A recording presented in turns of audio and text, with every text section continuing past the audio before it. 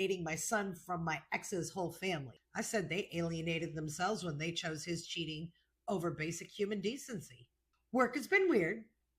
Some people heard about it through connections. A few think I'm a badass.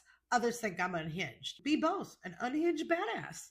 My boss pulled me aside to ask if everything is okay at home. I said it's fine. She said to let her know if I need some time off. I do not need time off. I just need everyone to stop acting like I'm the villain here. My best friend says she gets why I did it, but wishes I would have found a different way to do it. She keeps saying our son is going to ask about this someday, and I need to be ready to explain it. I told her I am ready. I will tell him his grandmother was cruel, and I finally stood up for myself.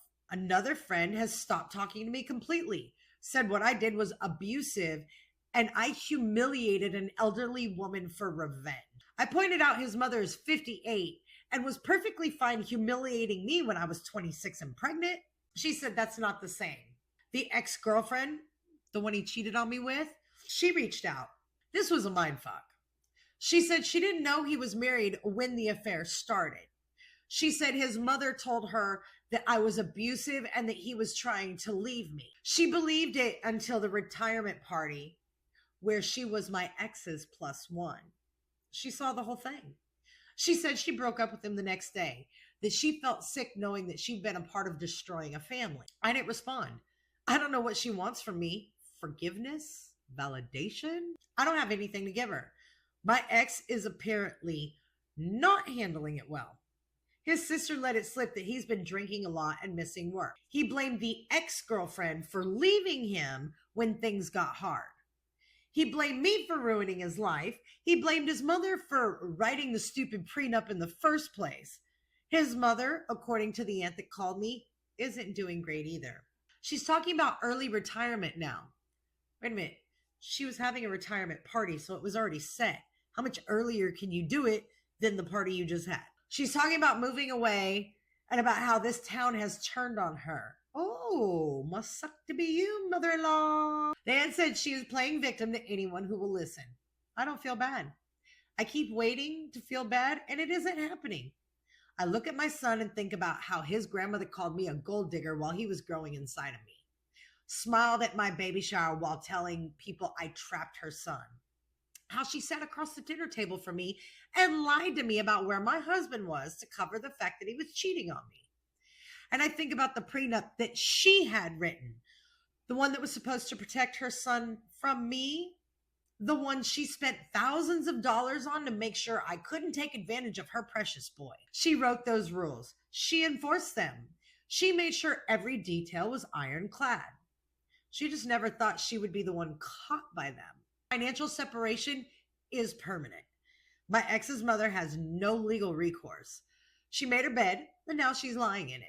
Everyone keeps asking me if I feel guilty, if I regret it, or if I feel I went too far. Nope. My ex lost his job.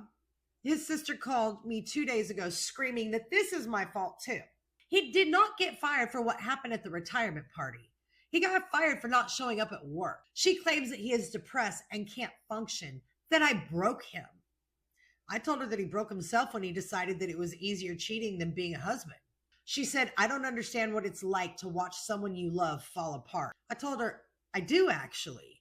I watched myself fall apart when I found out my husband was cheating on me with his ex, while your mother covered for him.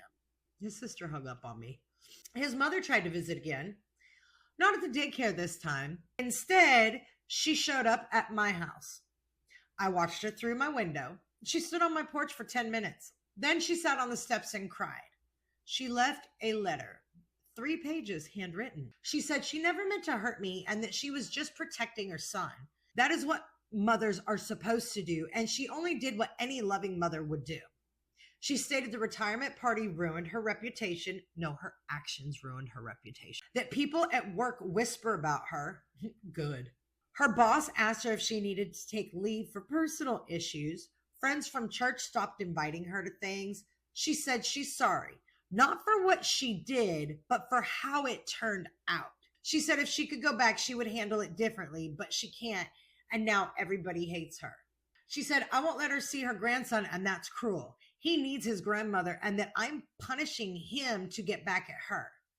She ends it with, she forgives me. I've read that part of the letter 5 times. I texted my ex and told him to come get his mother's letter, and if she shows up at my house again, I will file harassment charges. He said I'm being dramatic. I stated I'm being very clear. The custody battle is getting complicated. My husband has missed 2 supervised visits. The first claiming he was sick. The second time, he just didn't show up. No call, no show. After 45 minutes, our son kept asking when his father was coming. I had to tell a 4-year-old that sometimes people don't show up even when they promise. My ex called me later that night, drunk, stating he can't do this anymore. He can't look at our son without thinking about how I destroyed our family. He also stated that our son reminds him of me and he can't handle that. I recorded the call per my lawyer's instructions. The next supervised visit, my ex showed up sober, but angry. He barely interacted with our son, just sat on his phone while our son played. The supervisor noted it in her report. His family, including very distant relatives, keep calling me and telling me I need to drop the prenup issue. I asked if they ever called my ex when he was cheating on me for 8 months. They said that's private and it's between me and my ex. I then responded with, well, the prenup is between me and my ex's mother-in-law, so why are you calling me? You go, girl. I think you're on the right path. Yes, you got some vindictive pettiness in here, but it is all deserved. What you do not have is the blame for your mother-in-law's actions. Not only what they were over the 7 years you were with your ex-husband, but what they have been since then. The fact that she's getting her just desserts and having to face what her actions are. Boo-hoo, mother-in-law. I'd feel bad for you, but no.